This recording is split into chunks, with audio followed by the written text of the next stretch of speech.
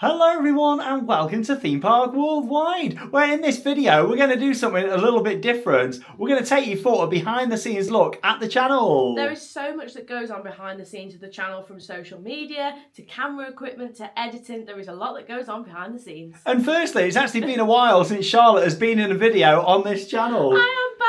So over January we did go and do 2 cruises. So we did Icon of the Seas and the Disney Fantasy, and those vlogs are going to be over on the Sandbrook Adventures, so we would love to see you over there. And that's the thing, some of you might not realise, we do have the 2 channels. It's not just Theme Park Worldwide, we do a lot of family content and things away from theme parks over on the Sandbrook Adventures. And yeah, that was a big focus for us this January, heading over there, doing a couple of cruises from Florida, which were great. And along with that as well, just before that here on this channel, of course, our January trip was out to Saudi Arabia when I went to the brand new theme park, Six Flags Qiddiya City. Had an amazing time out there, and we will be back later in the year so Charlotte can come. Oh, I cannot wait to get on Falcon's flight. It looks fantastic. Oh, you're going to love it. Obviously, as you mentioned before, the reason why Charlotte and George didn't come was because they haven't got any on-site accommodation yet, and it wouldn't have been ideal, would it? It's going to be a lot easier when the on-site hotel's open, because it means that you're just there in the moment, so I can't wait. Because I know you're really excited for Falcons. I'm so excited. Oh, but so yeah, in this video, we're going to give you a behind-the-scenes look, starting off with a look at our camera equipment and what we use, and also I've actually saved all my old cameras as well from back in the day, so we're going to start off with taking a look at them. Look at all of this Theme Park Worldwide history right here. Way back to the start there, my first ever camera through to the equipment that we use now. And we often get a lot of messages, people saying, oh, what cameras do you use? And obviously Charlotte does an amazing job behind the scenes, replying to all of your messages, social media as well. You do all that, don't you? So like all the comments, I go through those and reply to you guys, like going through all the messages of all the questions that you ask. So if you send them in, I'm the one that's answering those. And there's only a lot to go through, but I love interacting with all you guys. It is brilliant. And that's the thing with the channel. We've always liked to keep it interactive. And one of the questions that we do get quite a bit is about camera equipment, isn't it? There is. So what we're going to do is we're going to go through all of that now and show what we use and what we have used in the past. Definitely. Yeah, starting off with a little look at this. This was the first ever camera. I mean, I've been filming YouTube videos since I was about 14 years old. I'm 33 this year. Yeah, 33 this year. Lose track of the years. But so yeah, this is like what it all started on. Remember going around Alton Towers back in the day with this little Sony camcorder here. I mean, it doesn't work anymore, but I still kept this stuff because it's nice to look back on. There you go. And I tell you what, it was a good camcorder. It lasted for years. Quite a good zoom on there as well, with the the button just on the top there to zoom in. But yeah, it was a good camera at the start, that was. And then I kind of upgraded to this, another Sony just here. I kind of had a mix between Sony and Canon cameras over the years because they've worked the best for me. But yeah, these Sony like camcorders, these were like what you'd film everything on back in the day. Like, do you remember like them childhood memories? Were your parents the same? And like this massive camcorder, like it was huge, and it had the cassettes in. The good thing is, with going through camera equipment, if you are starting up a channel, it shows the sort of camera that you can have to start with, and then as your channel grows, you can like work up within camera equipment, because some of these smaller cameras are actually really good. They are, yeah, and it's like camcorders are still great to this day, in my opinion. This was a good one here, this Panasonic that I went for. You know, I'm mostly stuck with Sony and Canon over the years, but I've tried a couple of Panasonic cameras, and yeah, this was a good camcorder with the zoom. A lot of them construction updates that I've done, yeah, big zooms, then upgraded to this bad boy here, this big Sony. I mean, look at that. That is a beast of a camera. And yeah, this was fantastic with the zoom on there. That's probably still the best camera I've ever had for the zoom on that. And also what was cool about this is you can see it inside. It actually kept it quite stable. It's like a built-in gimbal on the lens, kind of similar to what we use now with the Osmo Pocket 3 from DJI. But yeah, that kind of bounced around just in there. And it's not just like camcorders. The GoPros have come a long way over the years. Yeah, like look at this here. There you go, the Hero 3. What's quite funny with GoPros is they've actually got bigger over time. Like, look at how they evolved just here. But look at that Hero 3 there, Charlotte, like the initial Hero 3. Look at that. Like, that's the thing though, it's like even with iPhones, like they started off small and now they've gone back in fashion of being big. Like, I love the bigger iPhone, but look at that, it hasn't even got a screen. No, that's one of the big things to notice. Like, there's no, obviously it's got the tiny little display on the front, but like on the back, it's just like a battery, and like that's it. Yeah, Wow. and I remember back in the day, I've got them somewhere, but the waterproof casing, basically that isn't the waterproof. clear ones. Yeah, you had to have like a casing. Do you remember like that? Yeah. Casing round it. Yeah, big casing that went round the side. Then I've got my Hero 4 just here, which is, you know, slightly bigger, bigger. isn't it? Yeah, the screen got bigger, but still, that screen wasn't like ever to view you or on there. It was more just for a few settings and stuff. You know, it didn't start evolving until here, you know. With GoPros, I tend to upgrade every maybe 2 or 3. It's like iPhones. I don't think you really need to upgrade every time one don't comes change out. that much. You know, not that much changes. You just want to kind of upgrade every 2 or 3, really. That's what I did. But yeah, the progression of the GoPro. Obviously, the screen started to come onto the front then as well. That was the Hero 10 Black that I used for quite a few years, actually. And much heavier. Like, this is actually really light in comparison. Yeah, you feel that, and it's a lot heavier. There you go. Yeah, I do like the Hero 10 Black. That was good. Filmed a lot of POVs on this channel. Got the lens there and the screen down on the back. And then at some point we tried vlogging with the Canon G7X. We used this for quite some time, and the G7X was one. It was like a proper vlogging camera. It was built for vloggers. This wasn't it? Like, there you go. You can you put it out like this. You know, and it is a good camera. But the one thing with this, you had to have like a big tripod with it to keep it stable. And I don't think the stability was ever amazing, was it? No, like it was a nice camera, but the stability of the actual camera was a little bit of a problem. And then some parts you had an issue with, like getting the actual like stabilization in that you had the tripod, tripod, even though it didn't extend.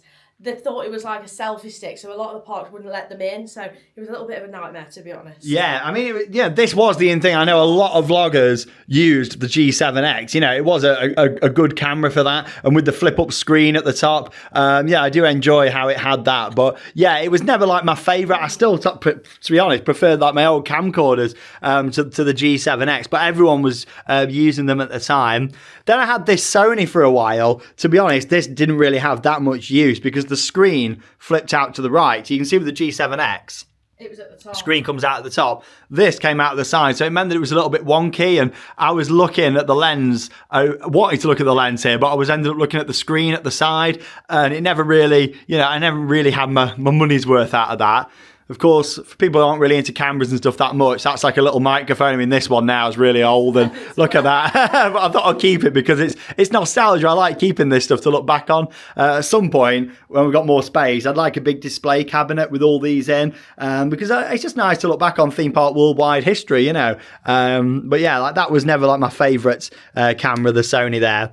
And then we're on to our equipment that we still use to this day over here. Bear in mind, some of these I did actually replace a couple of times as well. I think this camera, I went through about 3 of these over a number of years. But yeah, this is still what we use to this day. Now, the main camera we film on is the one that I'm filming on right now with this, but I will get a few shots of it now with the GoPro to show you this. So yeah, we do film on the DJI Osmo Pocket 3. Now, this camera is absolutely brilliant, and this isn't like a sponsored video or anything like that. This is me just recommending equipment, but the Osmo Pocket 3 is such a good camera, isn't it? Like, we've used it for quite a while, haven't we now? It's quite funny because a lot of the places we go, people see it and they're amazed because they're like, what is that camera? Because it's so small, it is just brilliant. Like, the stabilization on there is brilliant, and people just get amazed because of when you've got the battery pack off, it is literally so small and the quality is just brilliant. It's great, especially for like traveling in airports, filming travel vlogs and stuff, where you don't want like massive camera equipment. It's so small. Yeah, where you don't want to like really stand out too much. You just want to do your Compact, thing. which Yeah, is good. and it's great for in the parks and stuff as well. It's not a tripod. It doesn't extend out or anything.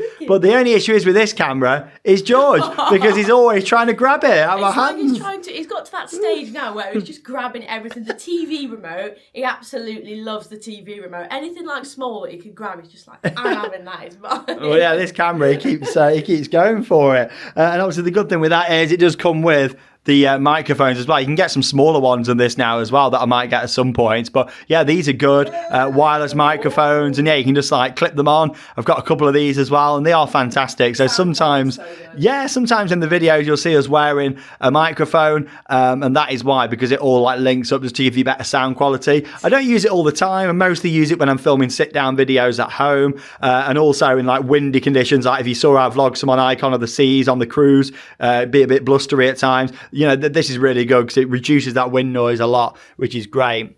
Over here, I've got another Sony 4K camcorder, and I do actually still use this very rarely, mostly for construction updates. So when Nemesis was being built and I wanted to get some really good zoom in close shots, this is what I used. So to be honest, this is more for construction updates. A lot of my videos on Hyperius construction, down at Thorpe Park, a few bits for Gold Rush at Drayton Manor. You know, I use this because it's great for the zoom. You're never going to get a better zoom than that. It is absolutely fantastic on that camera. Like it zooms in so far.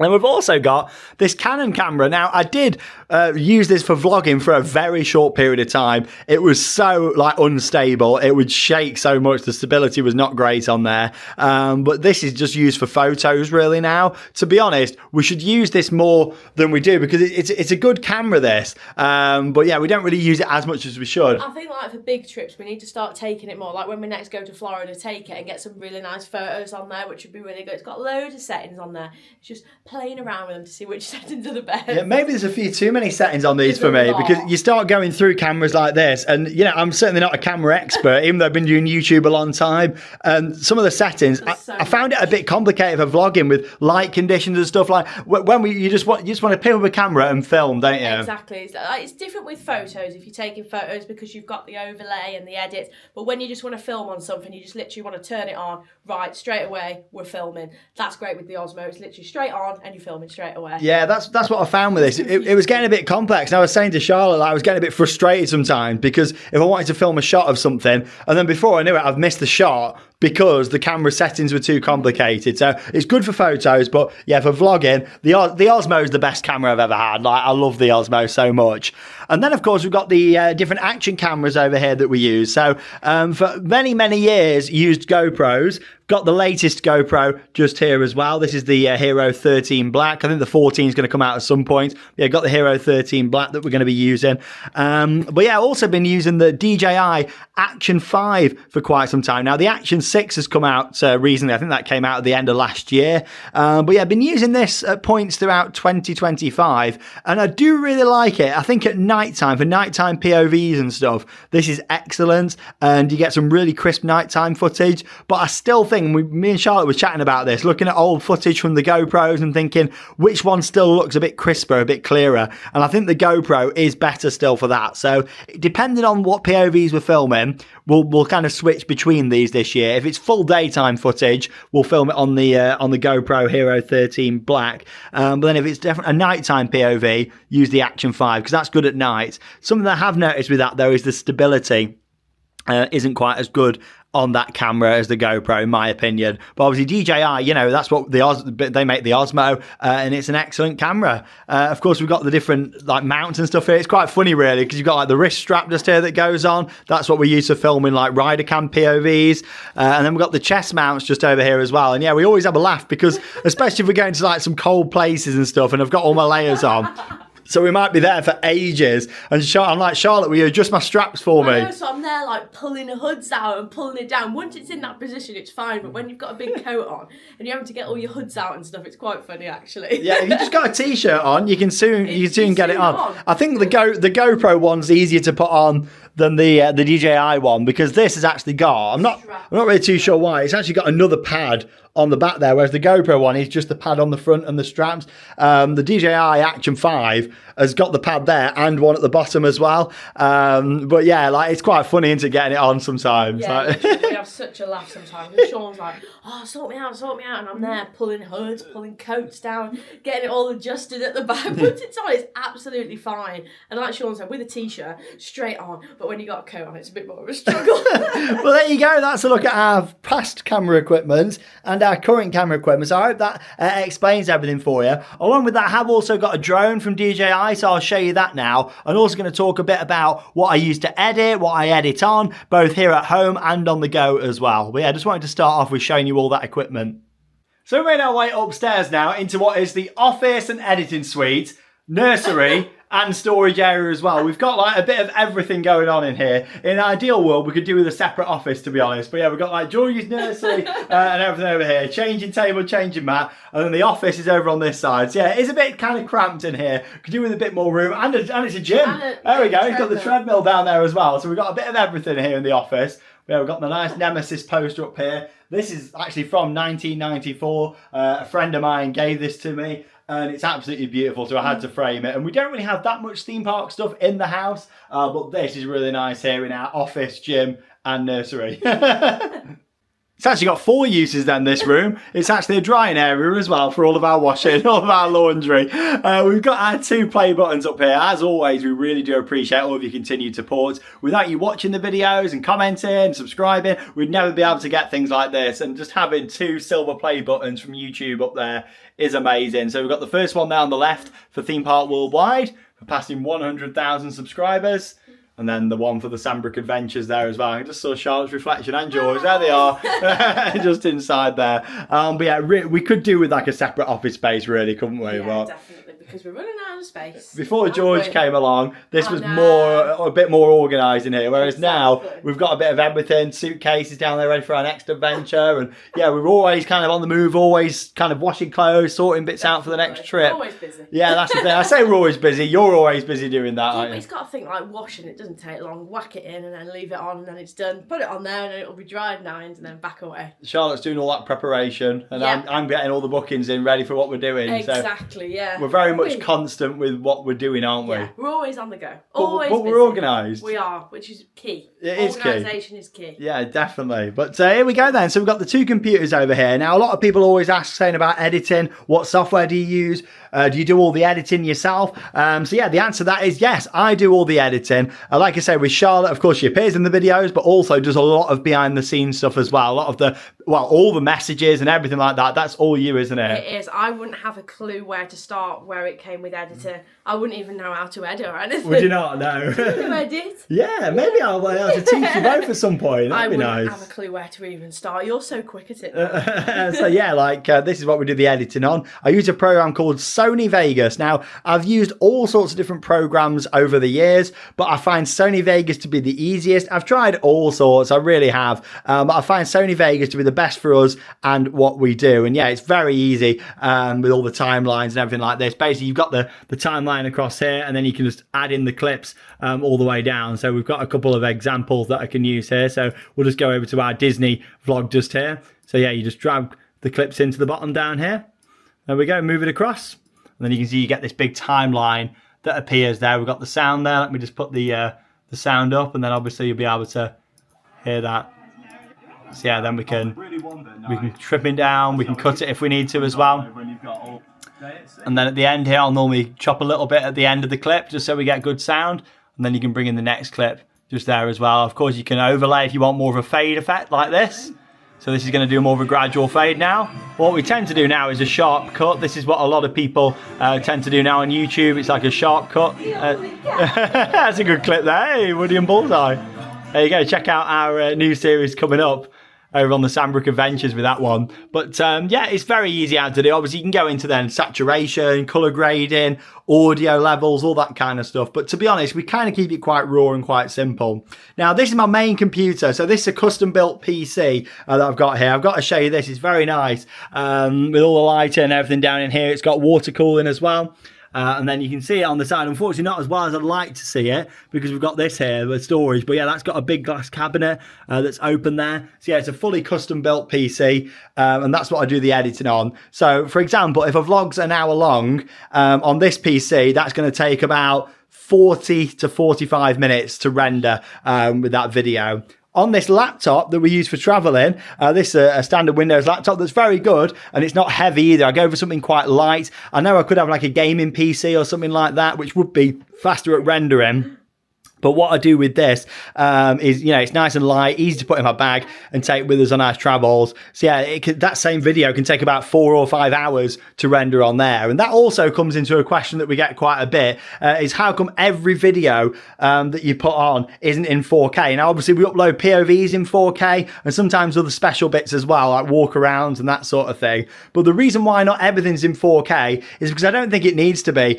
You notice a lot of YouTubers don't upload in 4K, and it's mostly because of how long it takes to render and also time. With what we do, we like to get stuff out, don't we? Exactly. So if, like, let's say like Alton Towers opening day, We like that vlog to be on the next day. The hours are late because it's still at 8 o'clock. By the time you've come back, edited it and rendered it, you want it ready for in the morning. Whereas if you're getting stuff in 4K, it's going to take a lot longer to render, so it means that the videos come out a lot later. Yeah, so of course there is a difference between like 4K and 1080p, but I just think it works out the best for us. We've used that format for a long time. It's not really a question we get much, so I thought, yeah, that's the answer to it. We've got no plans to have every vlog, every video in 4K, mainly because of the time. I'd much rather get something up for you guys to enjoy instead of it being 2 or 3 days after the events happened, which it could possibly be, especially when we're on the road traveling. Like if we're rendering in 4K on the laptop, it's going to take, you know, a lot longer for that to render. And then the uploads as well. If you haven't got very fast internet when we're on the go, fine at home. We've got super fast fiber here at home.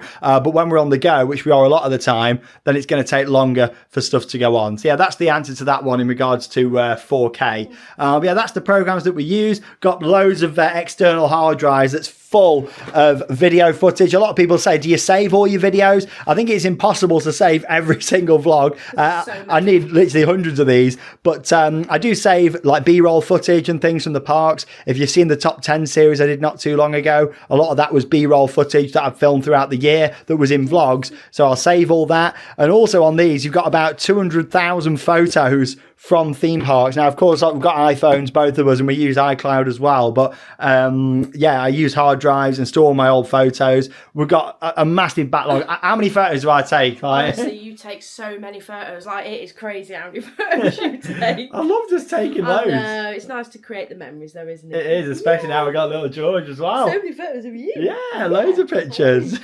Now, in terms of filming videos at home, here in the office or out in the world of theme parks in the back garden, use a tripod, just a standard tripod here, and then the camera just attaches onto the end there. So nice and easy. Plonk that in and put it off to the side. Now, you may have also noticed recently there's been a lot more videos with kind of this angle about here with the computer in the background, the play buttons, and there is a reason why I've done that, and that reason is because it is very cold outside. Yeah, like it is so cold, and in the world of theme parks it does get very cold, like during the winter. Yeah, and it takes so long to heat up, so you just see all the dragon breath if we was filming in the studio. It's better filming in the studio because it's nice and warm. Yeah, so that is the reason with that one as well, like another behind the scenes reason. Basically, when we built that like nearly 4 years ago now, very good, it's all fully insulated, it's got heating in and everything, but it's still not powerful enough heating for the winter months when it's really cold. If it's like, you know, 6-7 degrees, it's fine. If it starts getting much cooler than that, it's still cold in there.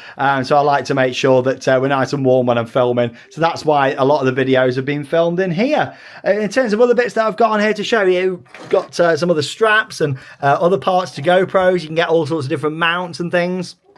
So that's what we've got on there. And another big thing to talk about are memory cards as well, because you want to make sure that you've got plenty of memory cards. In fact, these are some new ones that I've just got here. SanDisk memory cards. I've used SanDisk for a long time, and touch wood, I've never lost any footage on a memory card. So yeah, I do like the fact that, you know, they've never let me down. Hopefully that's never going to happen. A lot of people have got their preferred one that they go for. SanDisk memory cards are always good for me. And yeah, I've always found them to be great. Yeah, I got loads of storage down here, all my cables and wires and all sorts of different things. I try and keep them as organised as I can do in the little trays. All sorts of like different wires, USBs, anything that you might need. This is for the Osmo. That's a little mini tripod that goes onto the bottom. It's rare that I use that, to be honest. But if you wanted to like put your camera at the side on maybe, I don't know, a bin or something like that and film you across, you could do. But yeah, all sorts of stuff, because you never know. Never throw cables away. You don't know what you're going to use. Also here, got another little device, my Ray-Ban Meta glasses. That POV that I filmed, that first daytime POV on Falcon's flight was filmed on these very glasses just there, so they're quite handy. Don't use them that much, but they are there just in case for special things that we might need to do. Some other spare batteries and things as well.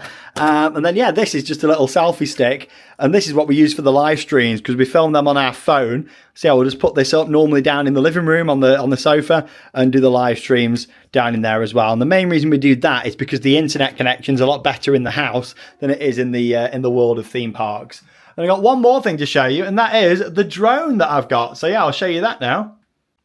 So this is another product from DJI, and yeah, the drone is absolutely fantastic. It's the Mini 3 Pro that I use here, and to be honest, I don't use it all the time for videos. I mostly like just flying this for pleasure. A lot of the time, we live here in the Staffordshire Moorland, so it's nice kind of taking it out, getting footage of scenery, and things with drones as well. You've really got to make sure you do your research into where you can fly them, where you can't fly them, always following the CAA guidelines as well, and yeah, just making sure that making sure you follow absolutely everything with drones, visual line of sight and all that to think about. But once you've researched all that and know what you're doing, it's actually really nice just to go out, have a relaxing flight around, and yeah, just see what's going on, to be honest. Get some really cool shots with drones, and yeah, it's nice just to do that. I haven't used it lots on the channels over the years, probably more on the Sandbrook Adventures than Theme Park Worldwide, but the biggest thing really what I used it for was when Nemesis was being reconstructed at Alton Towers. Got loads of updates with that over the winter, and along with that, the Universal project down in Bedford, used it quite a few times when we've been looking at the land where that's going to be built, and yeah, hopefully we'll be able to continue using the drone down there to get lots of footage during the construction as well, if not over the site, around the site and the surrounding area, to kind of look in and see what's happening. So yeah, really interested to see kind of what we can do with the drone in the future. You're probably going to see a lot more use of it this year with Universal project and our new series coming up covering that, but yeah, just wanted to kind of show you that, and that's the Mini 3 Pro. Really do like this drone. It's fantastic. I've had it for a few years now, and like I said, I don't always use it in the videos, but I've got it just in case. And this is the controller over here for it as well, and yeah, it's really nice with the controller. You can just use your phone as well, but I like having the controller. I think the screen's a bit better on there, it's a bit clearer and good for the signal and just the overall kind of running of the drone as well.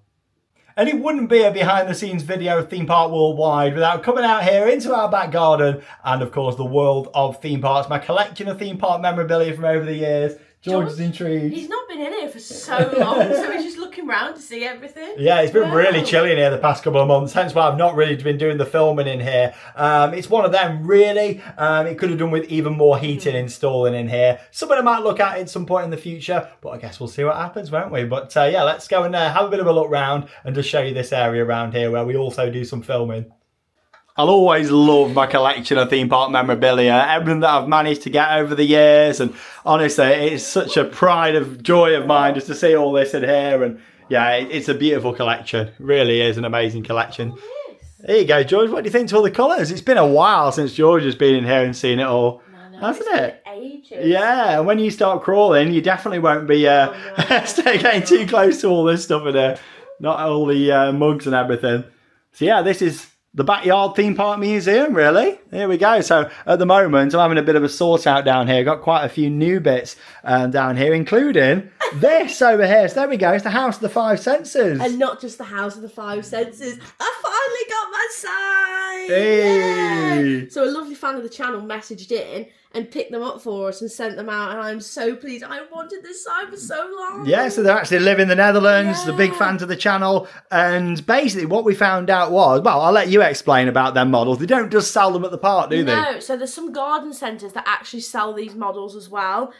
So these was picked up at a local garden centre, which is really good. I'm just so glad that I got the sign because I've wanted that for years and years and years. So I think it's really cool. Can you imagine just going into your local garden centre and seeing all the F-Telly models? It'd be brilliant. I know, but yeah, and they kindly bought us this as well and shipped it over, which is really kind of them. Unfortunately, this bit did get damaged during the shipping, so yeah, I can get that glued back on. But yeah, that is absolutely beautiful. I've got this here as well that Charlotte got me from Disneyland Paris. I'm in the process of just deciding where everything's going to go because I'm almost, well, I am at capacity in here. It's just working out where things are going to go. Got a few bits obviously from Falcon's Flight here as well. Still can't believe that ride. Incredible. Can't wait for Charlotte to go on. Got me collectible coin just there, and yeah, it's just been so cold. That's why I've not really done anything in it. It's all right today.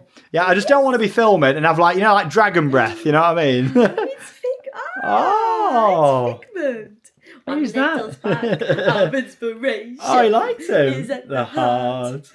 Oh, that's one thing that few people have said. Who's that dragon that's in the background of your videos by the computer? It is Figment. Yeah, it's the golden statue of Figment. Is he nice? Oh, we've lost him. Is he good? Oh, do you like him? We can bring him inside if you want. You can have Figment. Do you want Figment inside? Yeah, you can if you want.